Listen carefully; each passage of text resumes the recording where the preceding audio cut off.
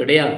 இந்த மனசு இருக்க, மனசு பொல்லாத ஒரு மனசு, குரங்கு மாதிரி அங்கே இங்கேயும் தவிட்டு கிடக்க, இதை தகனிக்க வேண்டும். இதை சாஷ்டாங்கமாய் வெட்டி தீயில அக்கினியில பலியிட வேண்டும். தேவன் எதிர்பார்க்கிற ஒரே ஒரு தகன பலி அதுதான். பலியாக செலுத்தப்பட வேண்டியது ஈசாக்கல்ல, பலியாக செலுத்தப்பட வேண்டியது ஆபிரகாமுடைய இருதயத்தில் இருக்கிற ஈசாக்கு. இந்த மாம்ச ஈசாக்கு அல்ல.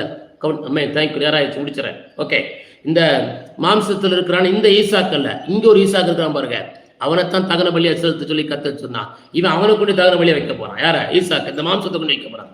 மாம்சம் ஒண்ணுமே இல்லை அதுல.